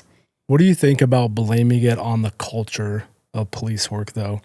Like almost like this is an expectation that people, and I'll say why I'm saying this, maybe this will help you in your assessment. I've always felt, because I taught at academies as well, early on. And I obviously went through an academy back in 2011 and received this training and stuff. And I think it's with good intention. So I don't want to come across as like, these people suck. But like, I feel like the industry and law enforcement has always done a poor job by telling officers or young cadets that this is a profession where marriages fail, drinking is common, and it's just the way it is. They always say that, and then obviously their intentions are to tell you, like, be careful of these things. Like, their intentions are good, totally pure. But when you over hammer into cadets, like, you're probably going to have relationship issues. It's just part of the profession. You're probably going to at some point start drinking, part of the profession. You're really ingraining in these people's heads, these young, impressionable men and women, that this is just police culture. And so what I find is that when you start drinking or you start having issues, it can be really easy to justify. And maybe I'm speaking just in general, so I could be wrong, but I could see how that could be like a justifying like thing. Like, oh, I was always taught like this is the way it's going to be. So you almost justify your own behavior. Like it's a self-fulfilling prophecy. Yeah, it's a self-fulfilling prophecy. Like you're almost manifesting like, oh, this is what they told me. So like when you face those scenarios where with like say a relationship issue or you're drinking, it's that much easier to just feel comfortable with it. Like, oh, I kind of expected it. It's not so foreign and not, I have the power and control to not do that. They told me it was going to happen. Right. And like, so I asked that because I'm like, as a field training officer and someone who has discussed at length a lot of these issues, I think culture and how we speak to young, impressionable men and women who are joining law enforcement, it's really important to also show the positive and like, you can 100% have a successful relationship. You can have a great marriage. You can have great friendships. You can not ever turn to alcohol as an excuse to cope with the things that you see in the job. I never heard that when I was in the academy. I never heard like, hey, I'm Captain so-and-so talking to the class and saying like, you know what, I've been married for 30 years. Me and my wife go out. We have great relationships. Like I have all kinds of friends outside of law enforcement. I have these other hobbies that I do. Not once did I hear that in the academy. But it's not because they don't exist. Right. Because clearly long relationships do exist. Right. I'm a testament to that. Jeff's a testament to that in his relationship. And so many people that we know in law enforcement are testaments to having really great relationships and great, great lives in general. Yeah. But that's not talked about in the academy. It's always, watch out for drinking. You're probably going to drink. You see some crazy shit. You're going to stress out. You're going to struggle. You're going to have those issues. So like you said, it's kind of like a self-fulfilling prophecy. It's like a pass. Like you get this pass of, if this happens, it's okay because we see it all the time kind of thing. And I know that was allowed, a lot. if you will. Yeah, and I know that was a lot. Answer that question. Yeah, I know that was a lot. But I didn't hear a question on there. Just said a lot of things. Yeah, so I'm curious, like hearing that from me. Yeah. Like, does that make sense? And maybe just thinking about your own experience with serving first responders. Sure. How does that resonate with you? Is there any I think there is some of that. I mean, but there is, I feel like by the time they get to my office, there's some willingness to take ownership. It stings. You could see it. You could see that it doesn't feel good. Like, I see that I'm kind of an ass in the way that I speak to my spouse, or I see that I can handle that really differently, or I see that I'm really short fused. And again, I mean, by the time, or you stop coming, the people that aren't willing to really do the work, they'll come a little bit and then they'll stop. Because they know, I mean, first or session or two, we're information gathering, I'm building rapport, I'm getting to know you. And then, by session 3, we're like doing some heavy lifting to some degree. And I'd say that's when rubber meets the road. And it's like, I had a graduate school teacher tell me that clients are like avocados. They have to be ripe. Because you try to eat an avocado before it's ripe, you try to eat an avocado after it's ripe, not so tasty. And so some people aren't ripe. And those people aren't ready to look at some of those things. But I do think that, again, by the time they get to me, it's usually like, all right, I'm ready to look at this. Yeah. It doesn't feel good, and this is not easy, and I am ready to look at this. Yeah. Well, it's refreshing to hear. Yeah. I'm glad to hear that guys that do come to you are in that state of, I want to take ownership and responsibility for what I can control. Yeah. But I've just always been curious because, again, I only know my own perspective, right? Yeah. I don't know what other guys go through and like how that's impacted them. I just always thought that in my head. I was like, looking back, because my relationship, if I was talking to a group of academy cadets or whatever, like the things that I would say, I feel like are far different than what I was given. Mm-hmm. And so I just always wondered, like, how many guys found themselves, or girls found themselves in relationships where they had an easy out because they were like, oh yeah, I expected that. That's what was told to me. Well, I also think it's probably who you surround yourself with too, right? So if like I have a friend that I'm saying these things to and I'm saying, hey, I'm struggling with this or I'm struggling with that. And they're like, yeah, that's just part of the gig, right? And they're just validating that this is your rite of passage. This is just part of being a law enforcement officer. That's going to go very different than if you have a friend that's like, hey, if you really value your relationship and you're screwing it up, you got to do something about it. Yeah. And so I think it's surrounding yourself with people that don't always agree with you or are willing to grow and call you on your shit if you're screwing it up, I think is important. Yeah. And really, no matter what profession you're doing, but especially being a first responder, because it's very easy to allow this job to really impact who you are as a person and then therefore impact your family life as well. My uncle, who was an officer for his entire career, I think it was 29 years. I did a couples course a couple of years ago at one of the local PDs, which it was like a 5-week course where we met once a week and we talked about different topics and things like that and specific to law enforcement. But I remember talking to him before I did the class. I talked to him, and then my other uncle has passed, but I talked to my aunt who was his spouse. But what I found was interesting. Neither of them had spoken to one another about it. So neither one of them had known that I had asked them these questions because they're on the retirement end of things. Mm-hmm. So I'm just curious, like looking back, like what's your perspective kind of thing. And one of the things that they both said was their values, their faith, and like making sure that their spouse and their marriage was always a priority. And I thought that it was interesting, again, because they didn't communicate that, but they both answered, and one from a spouse perspective and one from the law enforcement perspective. And both had, and still have, on the one end, successful marriage. Wonderful. Mm-hmm. Yeah. Would you say that that's the, like, as a first responder, you go out and you give, oftentimes, the public, you're your best version of yourself when you're out there, you're helping people, you're around the PD, you're alive, you're energetic. And then you go home and sometimes your family, your wife or your kids don't get the best version of you. Mm-hmm. What advice do you give to officers to help them combat the fact that they're giving not only their safety, their energy, all to people that aren't going to be there after they retire? Right. I think it's a great question. The best thing that I saw that question and I was like, this makes me think of one particular thing. And it'll circle back to first responders, I promise.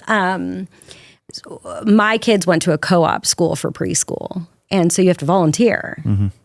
And when you're around a bunch of preschoolers, you got to have a lot of patience. And this is a co-op school. So they're like painting their bodies and they're making a mess and they're jumping off stuff. And you're like, oh my gosh, they're multiplying and I have to keep them all alive and I have to be nice to them and I have to be patient with them. And you're like, and then I found my husband and I would be more irritated on those days towards our own children. And this was years ago. And I remember looking at him going, why do these other children get the best versions of us? Mm-hmm. At the end of the day, we may never see these children again. And these are the ones that matter. And we get one chance to do their childhood. Mm-hmm. So why would these, now I'm not saying be mean to these kids, right? That's not what I'm saying, but give less, if you will. And I feel like that was such a positive shift in perspective for both of us.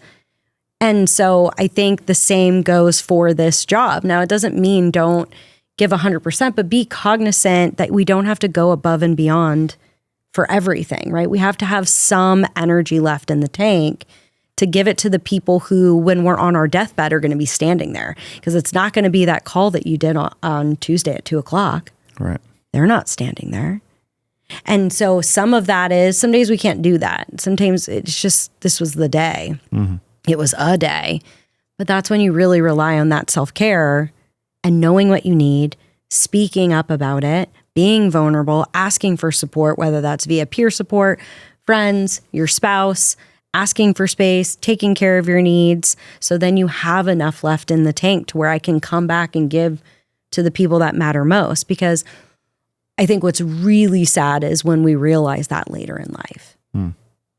It's because you can redo to some degree, but you can't really rewind, right? Right. You can make amends, but you're not rewriting the history of what happened. Right. It's never too late to do it different. Obviously, I don't want to discourage anyone from that. It's just, we can have eyes wide open right now. Yeah. You could start right now. You don't have to look at things and go, well, there's kind of some of that mentality of it's pretty far gone. Right. I'm going to retire in 10 years, so I'll work on it then. Yeah. Nah. Yeah, that's the easy thing to do is always push things off. I'll get to that tomorrow. Right. I know I should do this. I acknowledge this, but too busy right now. That's what I hear about people going to therapy. It's too busy right now. I probably should. Yes. But it's like the working out thing, right? Correct. I know I need to work out. I know I need to do everybody knows what they need to do. Right. But it's the challenge and the discipline is starting. Yes. Starting somewhere, whether it's therapy, whether it's working out, whether it's eating right. Yeah.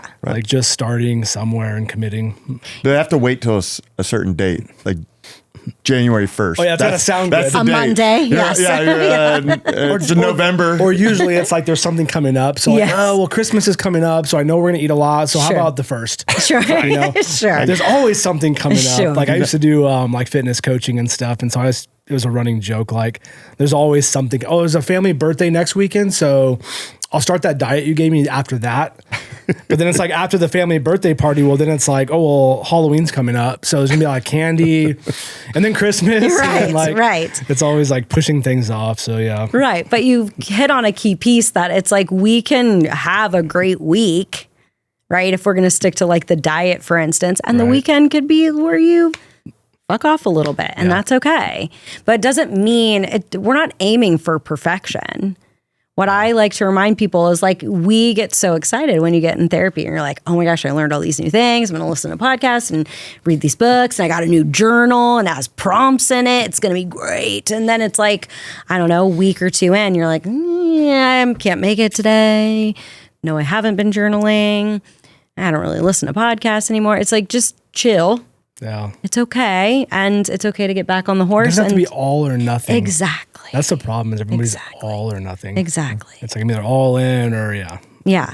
Patience is important and key, and reminding ourselves that we can circle back. Yeah. And it could be a Tuesday, not a Monday, not a first.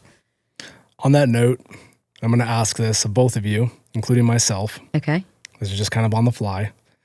And I say this because when I learn the most, and I think for most people when they learn the most, it's not when you hear all the good things that you should be doing, or it's usually hearing other people's mistakes or what they could be doing better. That's where you learn the lessons. Mm-hmm. In law enforcement, I could tell you how to do things properly all day long. You'll probably be like, that dude's a know-it-all, and just check out. But if I'm here's what I fucked up, or here's what I'm struggling with, but here's what I'm doing to improve it, like you'll probably take more away from it. So my question to you guys, both of you, and I'll even begin. What is one thing in your current relationship that you could be doing better? And then what is one piece of advice that you would give to somebody that's been successful for you? And I'll begin. So how about this? I'm going to be thinking about my answer while you're talking. Yeah. So we got time. I could cut out the pauses for you guys at home. Right now, one of the things that I acknowledge that I could be doing better in my relationship is complimenting more. My wife's love language, and I know this, so I have no excuses, is she likes words of affirmation. I'm really bad at that. And I like saying this because I guarantee there's other people at home that are also probably bad at certain things. Like we all have our strengths, right? We all have our weaknesses. For me, my love language is like acts of service. So like I'm always like, but I always work from my own love language, right? So like I will do things for people and expect that to be enough. Like, well, I did all these things for you. Why don't you love me for that? Why don't you appreciate that? Well, the problem is other people have different things that jive with their own internal processing. Right. And so for me, like my struggle right now, honestly, and we have talks about it in our relationship, is like I need to compliment more. Like I need to acknowledge my wife and the things that she does. I'm bad at that. And so that's something I'm going to work on. Okay. One piece of advice that I can give to anybody in relationships out there is laugh more. Don't lose the humor. Find things to make light of.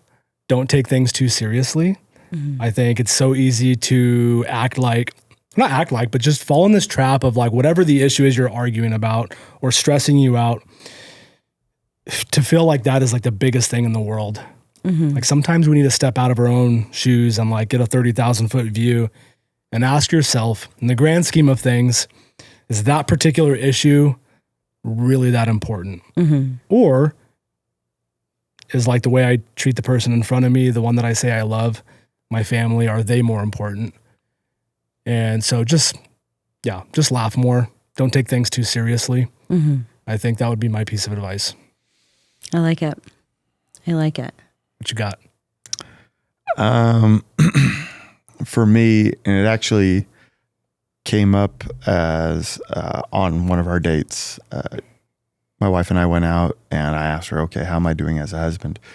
And she said to me, like, sometimes I feel like I have to walk on eggshells, and the kids have to walk on eggshells around me. And I was like, "What do you mean?" Of course, I knew what you meant, but I was like, "What?" What? Me? But like I had a day off. Like I had worked like 6 days in a row, and I had a day off, and I get up and she's doing something, and I'm like, "All right." And she's like, she told me, she was like, you're pacing around the house. And then all of a sudden you went into the garage and started cleaning up the garage. And she was like, "I know the garage is mostly my mess and the kids' mess, not yours." So then I had to stop what I was doing because I felt bad that you were spending time cleaning up my mess. She's like, "Can you just relax and just enjoy? Like, do you have to always find the thing and start trying to work and fix the thing?" Because then I had to stop what I was doing. I was having a great morning. The boys were having a great morning. Yeah. And then I had to stop what I was doing because I knew you were cleaning the garage, and I knew that was a lot of my mess, is what she was saying. And so, so it's just letting, I guess it's hard for me because I'm like, okay, like it didn't bother me at all. It's just like, I just like to be efficient. I like to do things and like be efficient with my time. But it's something that I can understand. I'm like, okay, I'll let it be, and I don't always have to do something. And one of the things I'm working on is not always having to achieve a thing, and just being comfortable in my own space and my own time, and not have to have an accomplishment. So that is a big thing that I'm working on currently. And advice, it just goes back to, you know, how it even started. It's just when things are good, have an honest conversation. Share what you love about the other person and how they make your life great and how the things that they're doing you appreciate, but also ask them like, okay, well, how am I doing?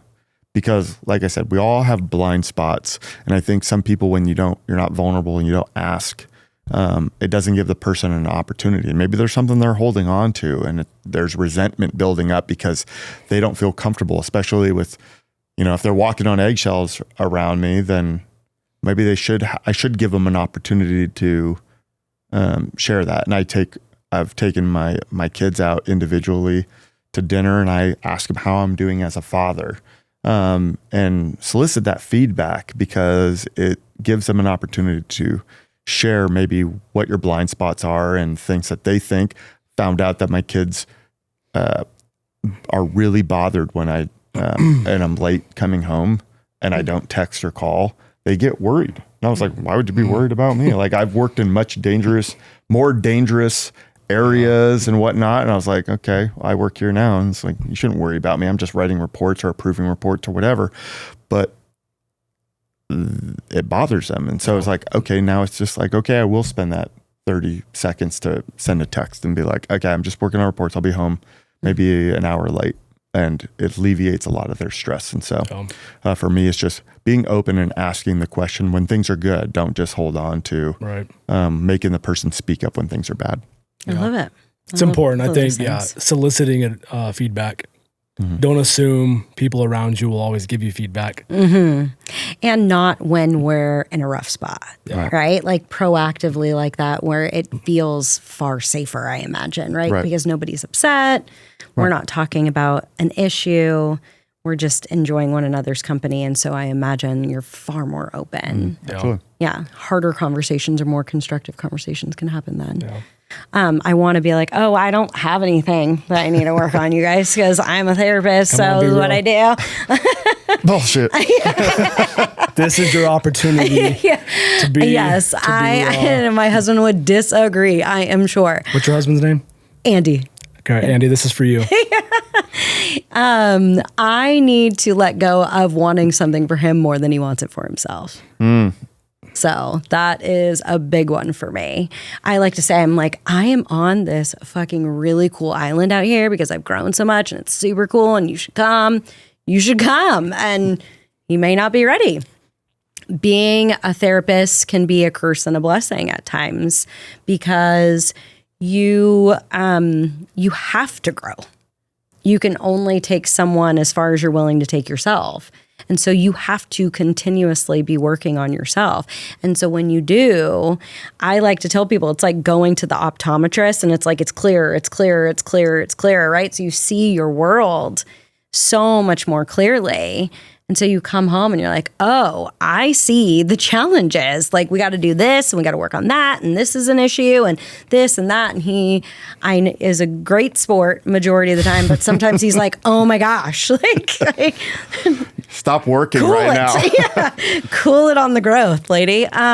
So I think that's the biggest piece I would say is like, I can see areas where you can grow and you may not be ready to see that. And it is different when it's your spouse versus a client because I am going to be really cognizant of not pushing you before you're ready. Whereas my spouse affects my life as well. So I'm like, let's do it. Do you find yourself trying to coach your husband? Oh, yeah. Unfortunately, yes. He loves that. Exactly. I'm sure we all taking advice from our own spouses. It's kind of like, let me show you all the ways you can improve. Perfect. Thank you. It's right. Thanks, babe. I kind of feel like you could have went deeper on that answer. Like, you think so? Yeah, I feel like that was kind of like, I don't know. Dig I feel harder. like Andy might have something different to say that you could work on. Well, I mean, it's pointing out all the areas I think he should be working on. Leave me alone. He is like, I hear you, and like, come on, like kind of thing. Whereas like sometimes it's an argument, right? Where it's like, he is not ready. Where I think there is the best of intentions, right? Of like, I'm trying to help. Trying to help you, and you may not want my help because you didn't sign up for therapy with me. Okay, I really hope Andy watches this.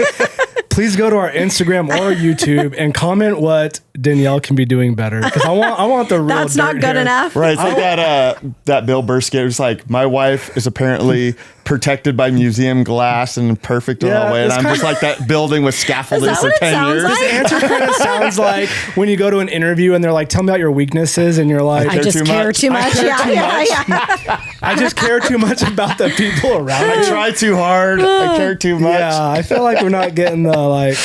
Well, it's just not letting him be, right? Yeah. He needs to have room to be himself. And that sometimes is going to be not perfect, and that is totally fine. And I don't need to consistently hold a mirror up to that. Yeah. Well, I can understand that. It's like like in coaching or in training or whatever, it's like you push people, and you're like, keep going. And it's like, okay, like now it's exhausting. It's like maybe I'm being a maniac because I keep wanting them to achieve all the things that I can see in them. Right. Yeah. And it's like, all right. He may not want that, right? And I have to leave space for that and that is incredibly hard for me. Yeah. Well, and the way Because- you coach some people is different than the way you should coach like others, right? Like I ran into that with like, fitness training and all that kind of stuff back in the day. It was like, I'd go home and tell my wife, like, do this, this, and this. And she's like, I don't want you to be my coach. Like, Right. or it's kind of like when your kids aren't going to take advice from their parents necessarily. Right. But if they hear it from a friend's parent or someone else that's outside of your home, they might listen more. Totally. Yes. It's like your advice is not cool. Right. And because it's from you. Right. Right. So sometimes it's the same it's advice. not that the advice is bad.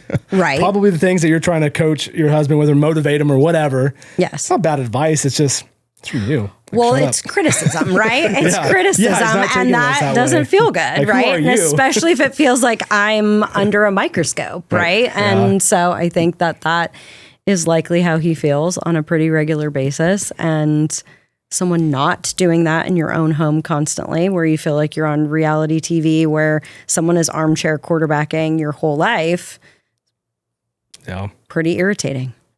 Okay. So from your experience, Yes. what is a piece of advice that has been successful for you in your relationship that maybe could help somebody else? I think it's holding space and recognizing that there's a whole other person that sees it differently and that they don't have to see it the same way as you, and it is okay. And I think that, being with someone as long as we have, 20 years is a long time, and the evolution of trying to figure out how we navigate that together is hard, but the more we can hold space, the better it'll be. And that is definitely an area I need to work on. When you say hold space, can you dumb that down for like a 5-year-old? Yeah. Like, what does that mean, holding space? It just means that I hear you out, right? And I have empathy, because empathy doesn't mean we agree. Empathy means we are attempting to see your vantage point and recognizing that, again, you may not be there yet. And you may not be ready to tackle something that I think would be helpful to tackle. Because I can see something and I can be like, oh, this probably connects to your childhood or this trauma in your life or whatever it may be. And it's like, that's not too cool. It's got to be exhausting to be married to a psychiatrist or law enforcement. It's got to be just exhausting. Yeah. We're all fucked up. Yeah. 100%. 100%. Which I don't know why I keep thinking. I'm just like, I feel like there's something more to you. Oh man. Dig away. This is maybe my law enforcement side. I'm like, I'm not getting the full story. You're meeting me halfway here. Well, wouldn't it feel better to go? Can I give therapy to the therapist? Yes, of course. No, this is really good. This is really good. I think, again, I like to be honest and raw with people, because like the last thing I want with our show and what we do is like for people to feel like we're just preaching from like, I don't know, Everything is academics great or what's in paper, but like what works in real life. And so I just like to share kind of what our own struggles are, because I feel like that is where people really will relate. Is okay, I struggle to compliment people. I struggle to explain to my spouse why I'm doing the things that I'm doing. It's not a bad thing about you. It's just I need to feel like I'm accomplishing something, or like I'm not trying to coach you because I think you're necessarily doing anything wrong. It's just like I see more for you, and I have these experiences that tell me like this would be a better way, so be open to it. Right. You know? Right. Well, I like to remind him that we both want the team to win. 100%. We just play Same team. different positions, and I'm trying to tell you from my vantage point what it looks like. But we got to pass the ball to one another, whatever it may be, because we both want the same team to win. But again, somebody may not be ready to hear that. And again, as a therapist, you continuously do your own work. Yeah. And so it's easy to see things from a very different vantage point, even yourself. And I mean, he has to listen to all the things as well, where I come home and I'm like, this happened and then that happened, not work related, but my own work, obviously, of learning about myself and my own work. But yeah, he's got to hold space for that. And I think a lot of times he's like, I don't know what to say to you. Yeah. That's fair. Yeah. Anything I say can be diagnosed. Yeah. What kind of notebook are you keeping on me? You're saying that because of your issues back in, Okay. Last segment, because I Okay. think this conversation has went really well, and I really appreciate it. I've got a couple rapid fire questions that I want to ask you. Okay. So the only rule with this is you can't sit here and think for a long time. Like, you got to give me Okay. 30-second answer. Some of these will be like an instant answer. Okay. You can justify it, but Okay. you have to answer it first. So don't Okay. do the whole like, I'm going to justify it first. Okay. Okay. Who lies more, men or women? Men. Okay. And why do you say that? I think it's just too uncomfortable to be vulnerable. So you just like, And I think women tend to exaggerate a little bit. I don't know that we want to say it's lying, but women tend to be like, yeah, it was this big, right? And it was like, well, it was this big actually. Whoa, what are you guys talking about? okay. Okay. Men, it's hard to face these things. So yeah. Okay. Next one. One word answer first. Okay. Then you can explain. Okay. Phone snooping. Is it ever justified or never justified? I get it sometimes. I think it's a sometimes. I think it's a, but if So you're I'm hearing Not justified. not Yeah. a never. Justified not a never. sometimes. Yes, I have a hard You time can with explain. absolutes, right? Of Sure. always or never kind of thing. I think sometimes it makes sense. Explain. The hard part is like your relationship's probably in a really rough spot if you feel like you have to do that.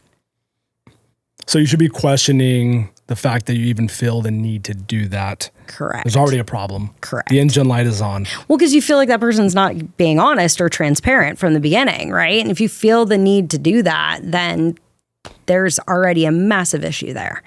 Okay. Which starts more fights? Money, sex, or chores? Oof, that's a good one. I'm going to say tie between money and sex. Okay. Anything you'd like to add? Well, we men and women tend to see it very differently on how money is spent, as well as how often or what sex should look like, if you will. And a lot of times we need women to feel emotionally safe in order to have sex. Men want sex to feel emotionally connected. So it's this rough tumble of how do we figure that out? Because a lot of times, we need both. Okay. Is there any universal advice you can give to that one, or is it very individual? I think intimacy starts beyond the bedroom. So if we can be intimate with one another, again, with the things we're talking about today of checking in, date nights, connecting, asking deeper questions, if someone feels seen, that typically leads more towards, I am willing to be intimate with you. Okay. What's the most overrated relationship advice you've heard? Overrated. Communication is key. Like that communication is everything. It's not. But that's overrated, or? I mean, it's not, at the end of the day, like your communication is going to be affected by how connected you are. To me, I'd far rather you focus on your connection with one another than your communication. What's the difference? Well, I think if you feel connected to someone, you're going to communicate really differently. But don't you need to communicate to be connected? Not always. Like as far as there is certain research. I want to say it's Gottman, but I could be wrong. Don't quote me on that. But it's like once you're with someone for a long time, a lot of your communication is nonverbal, like 60 to 80%. Yeah.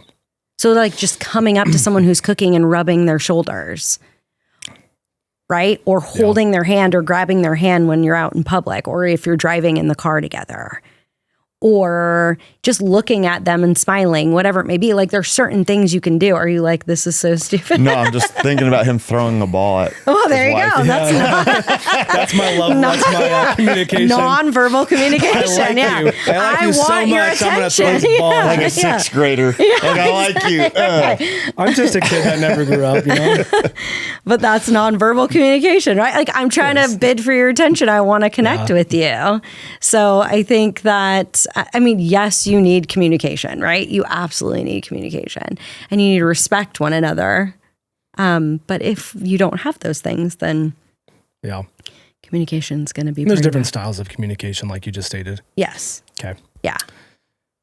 Can men and women just be friends? Yes. I do think they can be friends. As far as just friendships, you mean? Right? Is that what you're asking? Yeah. Yeah. But like, there's controversy in that question, right? Sure. Like a lot of times there is a belief that men and women who are in close friendships, more than likely it's trying to lead to something. Okay. Not always, but Yeah. that is probably one angle, right? If you have a different angle, let me know. But like, I think that's a common one. Is like this is like a soft startup to a relationship, Maybe. as being like friends. So if Andy had a friend, sorry, Andy, if he had a friend that was a woman Yeah. and he was like, hey, like he's spending a little bit of time hanging out, Yeah. could they just be friends? Like, and I don't mean to be really personal. I'm just trying to paint an example. Yeah, like, that's okay. It's a You question can a lot of dig people because have. you didn't like my answer earlier, so we can dig at it. Yeah. You can use me for No, but the example. You can use other examples or Sure, other no, that's experiences totally you fine. have. Like, I think it depends on, like, so if we were to sit with me personally and Andy has a friend that's a woman, I would want to understand the relationship dynamics. Where we start getting into, or if we stick with this example, where I would start to have an issue with it, if it starts to become really emotionally connected. And what I mean by that is it starts to take away from our emotional connection. And because there are different forms of affairs, right? And there is an emotional affair. And for women, that tends to be far more bothersome than a physical affair, whereas men tend to be far more bothered by the physical affair than an emotional one. But in reality, like I've seen people in my career where they have multiple partners or they have an open relationship or an open marriage, and it can work. I've seen it work. It's just really strong boundaries and rules around it are what makes the difference. But again, to circle back to the question, if I knew the dynamics and I were aware of what that was looking like and it wasn't impacting my marriage, I think it could work. I also think, like, if you're married, having a relationship with that other person would be important too. So, like, if we're sticking with the example of Andy has a friend that's a woman, what's your connection with me? right. If you want nothing to do with me, then yeah, I'm going to be a little more bothered by that, because why do you want nothing to do with me? I agree with that. Yeah, that's kind of what I was thinking too. I'm like, I think it would be weird if the spouse that has this other opposite gender friend is like being evasive and like you guys don't also have a relationship. Right. Right? Like you guys don't all three hang out together at least sometimes. Right. Right? It'd be weirder if it was like, I don't even know this girl and he's friends with her, Right. never met her in person, Right. that Yes. kind of thing. Yes. What are your thoughts, Jeff? Anything? I just feel bad that Andy's name gets thrown out there so much. Sorry, Andy. God. This wasn't on He's not here to defend himself. But I mean, I feel like we're battling her for Andy a little True. bit. So we're On his Andy. behalf, in his honor. We have you back, Andy. Only because like he's the underdog. He's not here to Sure. defend himself, so we Sure. have to. Sure. He's a trooper for sure. Yeah, okay. I think this is the last one. What is one thing that happy couples do that unhappy couples don't? Make each other a priority. And make it the priority, I would say, preferably. Like if that person I almost see it as like over time we forget that you get to hang out every day with your best friend and you get to live with them. Like think about when you were a little kid and you got to have a slumber party with your best friend. You're like, oh yeah, this is the greatest ever. But like that's how we're supposed to feel about our spouse. And if we forget that we get to like do life every day and have a slumber party every day with your best friend, then yeah, I can start to, again, there goes the rust. Yeah. And the slow erosion at the relationship. It's good. I like I like that. it. All right. Well, Danielle, this has been an awesome conversation. Thanks for having me. Really appreciate It was our your pleasure. time. Because are you taking current clients? Are you? Yeah, there's limited space, but yes. Okay. Where can people find you? My website would probably be best. So it's just firstname.lastname.com. So DanielleRiele.com. RIELE. Got it. Any professional business on social media?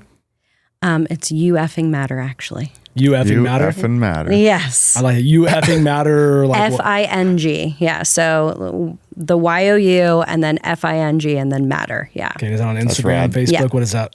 Instagram and Facebook, I believe. Yes. That's pretty Awesome. rad. Yeah. Yeah. On both. I like it. Yeah. All right. Well, that is another episode of Broken Perspective Podcast. Thank you guys as always for sticking around, and we'll catch you on the next one. See you.